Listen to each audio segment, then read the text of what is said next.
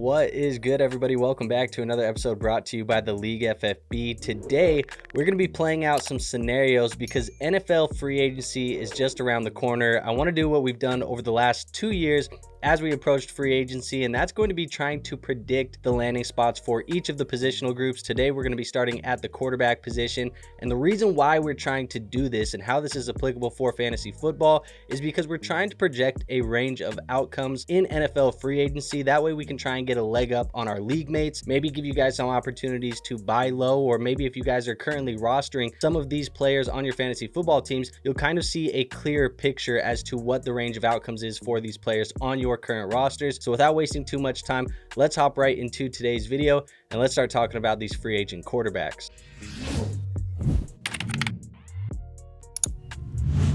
All right, so when we're looking at the teams here that could potentially be in the free agent market, I've kind of went through the list. Some of the things that we're accounting for is one, obviously positional need. If you currently need a starting quarterback on your roster, obviously you're going to be on this list. If you maybe need a backup quarterback, or maybe the backup quarterback on your team needs an upgrade, or the team's mentioned that they need some competition in that room just to help out the starter, or maybe just make that team better overall, they're added in this. A team example with that would be like the Indianapolis Colts. And then also cap space is going to be taken into account for free agent market. So because of those things, I think obviously this could be the free agent market based on positional need, but who actually will be in the free agent market? I think you got to eliminate a team like the Seattle Seahawks, you got to eliminate a team like the New Orleans Saints, and I think we're eliminating a team like the Cleveland Browns. And the reason why we're going to eliminate those rosters is because the Seattle Seahawks, I think unless they trade Geno Smith, which I don't believe they're going to be trading Geno Smith, there is no need for really changing that position group up currently with how the cap space is there in Seattle. Geno Smith, Sam Howell, those should be two guys that kind of get this done for them in at least 2025. Right now, the Seahawks currently rank 29th in overall cap space, which puts them currently at negative $11 million. So I don't see them going out and being big spenders in the free agent market. There's not going to be affordable options that are going to be better than Geno Smith and or Sam Howell this year. So we're going to eliminate them. I think the New Orleans Saints have to be eliminated as well. Obviously, we've heard some Derek Carr trade rumors. I don't know if that's necessarily going to happen. If it does, that's going to free up some cap space, but they are dead last in the NFL currently at negative 51 million in cap space. This is going to be something that they're going to have to change over the next couple of years. If they bring in additional help, I think it's more likely going to be via the draft with a rookie contract and not necessarily in the free agent market. And last but not least, the guys that we are eliminating is the Cleveland Browns. Now, the Cleveland Browns, they do need a quarterback in this offense. Obviously, Deshaun Watson experiment hasn't necessarily panned out, and I'm not going to say, I ain't happy about it, but hey, it didn't pan out. Also, Jameis Winston is a free agent. We'll see what happens with him, but right now Cleveland is negative 28 million in cap space, and they have a top 2 pick in the NFL draft. So I think right now they're damn near a lock for Cam Ward unless he goes number 1. But I think Cam Ward or Shedeur Sanders, but more specifically Cam Ward, is probably going to be a Cleveland Brown by the end of the offseason. Now let's look at what that leaves as the true market, or the official market, I think, for the free agent quarterback. So the true free agent quarterback market to me is going to be the New York Jets, obviously potentially moving on from Aaron Rodgers. The Los Angeles Rams, I think, could be a sneaky team. Maybe they get rid of Matthew Stafford, maybe they don't. Even if they don't get rid of Matthew Stafford, though, I think that they're a team that could potentially go and get another quarterback on the roster. Jimmy Garoppolo is a free agent. He's not necessarily going to be a guy that I think that they re-up with, so I think they could be sneaky for maybe an affordable option even if Matthew Stafford is still there. Obviously, Minnesota is losing Sam Darnold. He's going to test free agency. I think that leaves them as a potential destination for a free agent, even if they still keep Daniel Jones and JJ McCarthy as the 2 quarterbacks on the roster. The Tennessee Titans are a team that I think could be in the free agent market, even though they have the number 1 overall pick. I don't know if it's a lock that they go QB. The Steelers obviously losing Justin Fields and Russell Wilson. The Colts, they want competition. The New York Giants obviously need a quarterback after trading Daniel Jones last offseason, and the Las Vegas Raiders need a quarterback as well. So I think this is the true kind of version of what this free agent market could be. So these 8 teams primarily are going to be going after the top spenders, in my opinion. So let's look at the top overall option. And we're pulling all of this data from Spotrac. So if you guys don't know what Spotrac is, they do a really good job at calculating market value for potential free agents. They obviously also track all NFL contracts. So there is a lot of data to back up this information. Now, when I'm looking at this overall, right now, 27 years years old coming off of this season for the Minnesota Vikings. They are projecting $40 million as the average annual salary for Sam Darnold. Now, they are saying a projected 4-year, $160 million deal. That feels a little bit rich to me. I'm not going to lie. I think Sam Darnold probably was on track to make that, but the slow kind of burnout of Sam Darnold in the back half of the year, over the last like 4 or 5 games there for the Minnesota Vikings, I think kind of hurt his market value overall. So when you're looking at some comparable players here, they have contracts like Baker Mayfield's, Jimmy Garoppolo's, Geno Smith's, Kirk Cousins. Kirk Cousins obviously being a little bit on the higher end here at $180 million. Baker Mayfield more of the middle range, and then these two guys, Geno and Jimmy, on the lower end. I wouldn't be surprised if Darnold, assuming he does get that long extension, I think ends up closer to Geno Smith, maybe Baker Mayfield type of range, than he does actually Kirk Cousins. So when I'm looking at these teams and some of the teams that potentially could be in the market for a guy like Sam Darnold, I'm going to give you guys each a primary option and a secondary option, basically as the top 2 landing spots. So when I'm looking at the primary option for me, I think it's going to be the Pittsburgh Steelers, man. The Pittsburgh Steelers right now currently sit as the 9th most cap space in the NFL. As I mentioned, they are going to be losing Russell Wilson and or Justin Fields as well. It's going to put them with $55 million in cap space. Now, Sam Darnold, I think, could very well run this Arthur Smith offense here in Pittsburgh. Obviously, we've seen Arthur Smith do this with a guy like Ryan Tannehill. I think Sam Darnold is kind of in a similar bucket of player, and obviously coming off of the very good year there with the Minnesota Vikings, I think there's a chance that Pittsburgh could need a guy like Sam Darnold to come in, run their offense, and he could do it well here for the Steelers. So I think this is potentially one of the decent landing spots for Sam Darnold if Pittsburgh does obviously move on from their 2 guys and does decide to kind of roll the dice somewhere else. This would be more so a band-aid option, I think, on it for a 2 to 4 year window here. Maybe this allows you to kind of get out of the final part of this Pittsburgh Steelers team where you have guys like TJ Watt and you have guys like Mike Tomlin, you have guys like Cam Hayward who are all in their primes here really trying to get this done. Obviously a wild card team last year. Maybe that gets them over the hump. Maybe it doesn't. I don't know if Pittsburgh Steelers fans are necessarily going to be excited about Sam Darnold, but I think financially, team need wise, all these other things considered, even fit wise with Arthur Smith and his offense, I think it makes sense if Sam Darnold were to get the payday, maybe to get it from the Pittsburgh Steelers. Now, when I'm looking at secondary options, to me, it's kind of hard not to see this one. I think the other option that you could potentially see is the Minnesota Vikings. Now, I think if he does come back to Minnesota, this is not necessarily going to be on that 4-year, $160 million deal. I don't think it's even going to be on the 3-year, $75 million deal. I think if Sam Darnold comes back to the Minnesota Vikings, this is going to be on a franchise tag type of contract. There have been rumors potentially of the Minnesota Vikings wanting to explore tag and trade options if teams are really wanting to get Sam Darnold on their rosters, if they like the tape that he put up last year with Kevin O'Connell. Obviously, after having the best season of his career, they're going to have to reach out to Minnesota and trade for Sam Darnold. Now, I do think that the franchise quarterback, the quarterback of the future, is J.J. McCarthy. I think J.J. McCarthy currently being on the roster is the long-term plan for them. Could they go with one more kind of franchise tag year with Darnold, exploring a trade deadline type of option for him at the end of the year? I don't know. This is just a weird situation that I think Minnesota has kind of found themselves in, but at the end of the day, I think that is the second most likely option, is a tag. Maybe the teams in the free agent market, they're just not as excited about Sam Darnold as we think that they might be, as Spotrac thinks that they might be, obviously with that $160 million projection. But if they're not, I don't think that the tag is a bad idea for Darnold and the Vikings. So let's move on to our next player here. We're going to talk about Russell Wilson. Now, Russell Wilson, obviously last year, starting games for the Pittsburgh Steelers after Justin Fields started the year as the starter, but that was mainly because Russell Wilson was out due to injury. Decent year for Russell Wilson, not necessarily the greatest of years, but when you're looking at Spotrac right now, this is a player who's projected $38 million.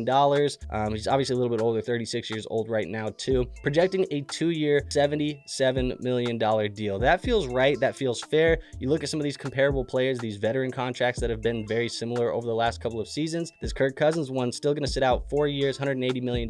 That's not necessarily what we're looking at, but the Geno Smith, the Aaron Rodgers, the Matthew Stafford contracts, I think these are more likely what we're looking at, maybe from an average annual salary standpoint, not necessarily the length standpoint. But I think Russell Wilson still has some good ball left in his legs. I think he can definitely still be a good quarterback for a team that needs one for maybe the next 2 to 3 seasons as Russell Wilson finishes out his career. Now, when I'm looking at potential destinations options for a guy like Russell Wilson, I don't necessarily think that Pittsburgh is going to be in the market to bring him back. I don't know if he earned enough or did enough for the Pittsburgh Steelers. Even though he didn't play poorly, I just don't think he did enough to get that big extension from them as their potential future franchise quarterback. Now, looking at the best option, I think it's the Las Vegas Raiders. Obviously, the Las Vegas Raiders, they need a quarterback. This is a quarterback class that isn't necessarily the strongest. We have two guys that we think are potentially going to be top 10 options, but I wouldn't be surprised if the NFL surprised us and said that they didn't value those two guys as top 10 players. Obviously, the Las Vegas Raiders, they aren't even picking high enough right now to guarantee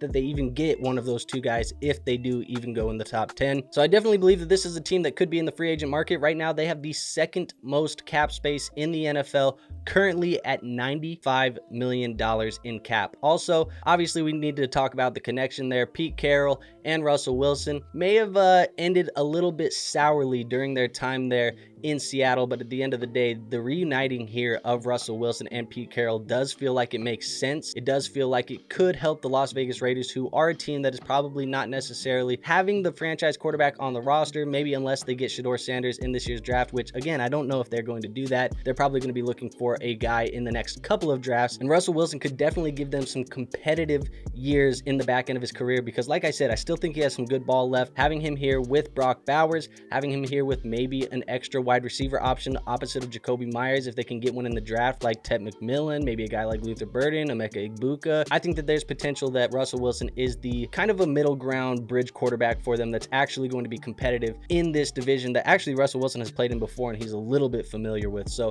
I think that that could be the primary option here for Russell Wilson is the Las Vegas Raiders. Now, when I'm looking at secondary options, a team that I think makes sense, maybe the New York Giants. Now, just like I said with the Las Vegas Raiders, the quarterback class isn't the greatest. Yes, there is a chance that Shedeur Sanders goes to the New York Giants. We've heard rumors of Malik Neighbors wanting to play with him, but there's also a chance that the New York Giants, a team that has kind of been ridiculed over the last year or so with Joe Schoen and the Hard Knocks and Brian Daboll passing on Jaden Daniels and all of that stuff considered, I think maybe this is a franchise that sees that they've kind of been under the spotlight, wants to get it fixed, and they don't want to gamble on the risk of maybe one of these other free agent quarterbacks or maybe even one of these rookie quarterbacks, but they do want to go with the devil they know, and that is going to be Russell Wilson. Russell Wilson, like I said, he's not going to play poor enough to make you lose your job, I don't think. Maybe I can, be wrong about that, but at the end of the day, I think that the New York Giants, with Russell Wilson, an accurate quarterback, a guy like Malik Neighbors, Tyrone Tracy Jr. in this backfield, upgrading the offensive line a little bit more, adding some more pieces to this defense, it does give them a band-aid solution, and they do have the cap space to do it because right now they currently have $45 million in cap space. So if the New York Giants do not go after one of these top quarterback options in the NFL draft, because I do think they're one of the few teams that are going to have the luxury of making that choice, if they want to go somewhere else in the NFL draft like Travis Hunter or something other than that, I do think that Russell Wilson does make sense from a veteran standpoint because he's going to give you some good enough play, and in that division, I think he can at least make the New York Giants somewhat competitive. I don't think he's going to win this division, obviously, because you have the Eagles and you have the Commanders right now, but he's going to be at least somewhat competitive with that type of quarterback play in New York. Now let's move on to the next player that we're going to talk about. It's going to be actually Russell Wilson's teammate, Justin Fields, from last year. Justin Fields obviously started the year as the starter here for the Pittsburgh Steelers, but like I said, that was due to injury to Russell Wilson. Now, at just 25 years old, he's going to be 26 here in just a second, it does feel like Justin Fields is one of the younger, high upside bridge quarterback type of swings in this year's current free agent market. Now, they aren't projecting a big contract, $6.4 million average annual salary at just a 1-year market value. So there is a lot of skepticism, I guess is what you would say, for Justin Fields. When you're looking at some of these comparable players, you have guys like Gardner Minshew, Marcus Mariota, Jimmy Garoppolo, Davis Mills. The group of players isn't necessarily the greatest, but I do think that Justin Fields could potentially be a bridge quarterback option like Sam Darnold was last year for the Vikings. And if he goes out and has a good 2025, plays well, wins some football games, kind of like how he was doing at the beginning of the year for the Pittsburgh Steelers, I think he could end up being a team's maybe long-term option at their quarterback position. So when I'm looking at some of these best options for him, there's one that I've pieced together that I feel like just makes a ton of sense, and I would love to see it. To me, that option is going to be the New York Jets. Now, hear me out. Aaron Glenn, obviously the new head coach here, they've mentioned that they're probably going to be moving on from Aaron Rodgers. They're going to be trying to get younger, play for the future, all of this other things that they've mentioned in their press conference. Aaron Glenn kind of has this dog mentality. He needs a little bit of a dog mentality from one of his guys. I think Justin Fields does have that dog mentality. And additionally, you have a guy who's young, like I said, could be a bridge quarterback for this team to eventually be the long-term starter if he plays well enough, which is a cheap option for the New York Jets while they build this roster around Justin Fields and or some of these other pieces that they have there. And you also have the Ohio State connection between Justin Fields and Garrett Wilson, which Garrett Wilson is a little bit frustrated with the Jets right now, and I think maybe bringing in a former teammate, somebody that he already has chemistry with, would potentially kind of make some of those frustrations go away. So the New York Jets, to me, it feels like a high upside, high potential type of swing that could pan out long term. If it doesn't, you just move on from Justin Fields in a year. You go get your quarterback of the future in next year's draft when we project that quarterback class to be a little bit stronger than it is this year. And I think that that kind of solves itself out over time. But right now, I think if you're going to take a bridge quarterback 1 year type of swing, there isn't a better destination for Justin Fields than the New York Jets. And I don't think that there's a better quarterback option for the New York Jets than Justin Fields overall from what we see as a potential fit. Now, when I'm looking at the secondary option, to me, I think it's just going back to Pittsburgh. If Pittsburgh decides that they want to move on from Russell Wilson, they don't want to pay one of these guys like Sam Darnold, they don't want to, go get a guy in the draft because they can't really go get a guy in the draft anyways. There isn't enough options for them to go get one where they're picking at currently. I think that they just re-up with Justin Fields, say, hey, look, you played well at the beginning of the year. Russell Wilson came in, we gave him a shot. We didn't like what we saw. We want to go back to you. It doesn't feel great, I think, if you're Justin Fields, because it's like, why did you bench me in the first place for Russell Wilson? But maybe you're going to fix your wrongs. You're going to bring it in and be the guy now going into 2025. I think that's probably a potential option for Justin Fields. You're familiar with Mike Tomlin. You're familiar with this offense. We've seen you be relevant in this. For fantasy football, he was very relevant in this. I don't know what happens long term with that, but there's a chance that he comes back here to Pittsburgh and does kind of fix as the band-aid option short term until they can get into a position to find the next quarterback of the future. I don't know if Justin Fields is that for the Pittsburgh Steelers. So those are kind of the big three options, I think, at the free agent quarterback position. There are a couple other options I want to talk about. There's two guys specifically that I think could be bridge options and or high upside backup options for Superflex leagues if you guys need them.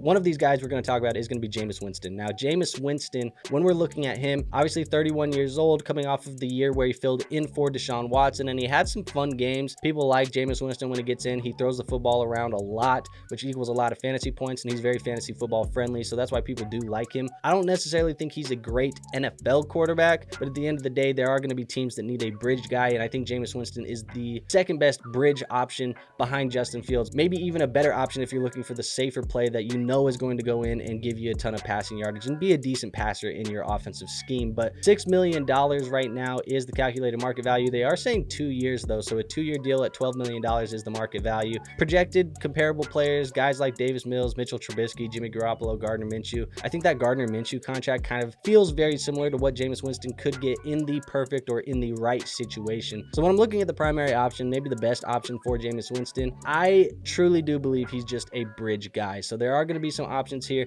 The first one is the Tennessee Titans. Now look, the Tennessee Titans, I think if they pass on quarterback, they could go with a guy like Jameis Winston and bring him in to compete with a guy there like Will Levis. Now, I think Jameis Winston would probably get the nod. It would be similar to the Aiden O'Connell, Gardner Minshew type of deal that happened in Las Vegas last year. So there's a chance that Jameis Winston goes into Tennessee, they go take Abdul Carter or something like that with the number 1 pick, and then all of a sudden it's Jameis Winston and Will Levis in this quarterback room, and that's kind of how they operate moving forward with Brian Callahan. Obviously, if this happens for Tennessee, I don't think that Jameis Winston is going to be the long-term answer for them. I think that this is more so a band-aid solution until 2026, 2027, when they go get their quarterback of the future. But I think that would be a smart thing for Tennessee to do, is just build up this roster pretty aggressively around a guy like Jameis Winston and then go draft the franchise quarterback when Jameis Winston, goes out there and throws for 4,000 yards or 5,000 yards, but he doesn't really win you a ton of games because he's turning the football over and not really getting the big ones. So at the end of the day, I think this is a decent option for Jameis Winston, and the Tennessee Titans would give you a 2-year window here, probably, where Winston, 1 to 2 year window actually, where Winston is fantasy relevant. Now, the secondary option to me is the New York Giants again. I think this is a team that this scenario here, where if they do go after the rookie quarterback, like we said with with Russell Wilson. Maybe Russell Wilson is the guy where they don't gamble on the rookie quarterback. Jameis Winston gets brought in if they gamble on the rookie quarterback, because there is no guarantee that the rookie that they do bring in, they feel like is ready day one, week one, ready to go as the starter. If that is the case, you could potentially bring in Jameis Winston, still be the bridge guy, be the starter,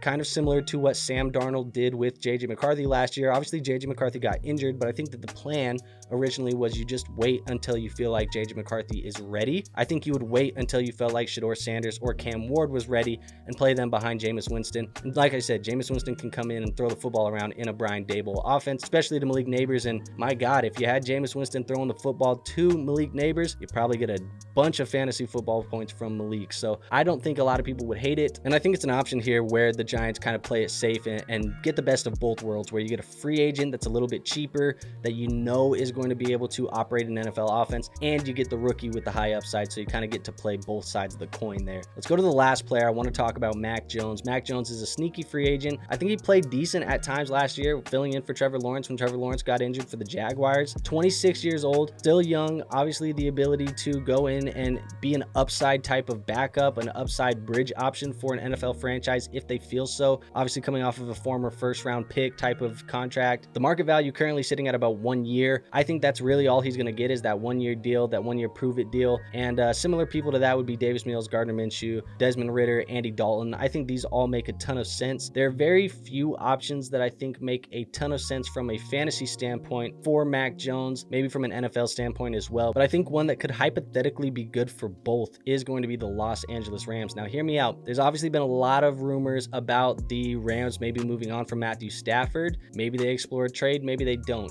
This scenario for me would be that they do not move on from Matthew Stafford, but what they do is they sign a backup like Mac Jones, who not necessarily is Matthew Stafford, but at the end of the day, he's a young option that you could turn to if by the NFL trade deadline, say you want to move on from Stafford. Actually, at that point, maybe the season isn't going as well as you thought it would be, you want to get out of the contract. Mac Jones is a young enough upside type of backup quarterback that I think would work well in the Sean McVay system there in Los Angeles. I think he could operate the offense, he could run it fine. I don't really think he's going to be the long-term solution for the Rams, but I think he could definitely be a band-aid option for McVay if maybe Matthew Stafford sticks around, they try and fix it and figure it out over the next year or so. But if they don't, maybe Stafford retires, maybe Stafford decides to get traded and move on from them or whatever it may be, then Mac Jones is a cheap option while you can kind of look for the next quarterback. And I know that we've kind of seen Aaron Rodgers potentially be a guy that could go there. To me, he doesn't feel like that really solves the Matthew Stafford thing. If you're moving on from Matthew Stafford because of contract reasons,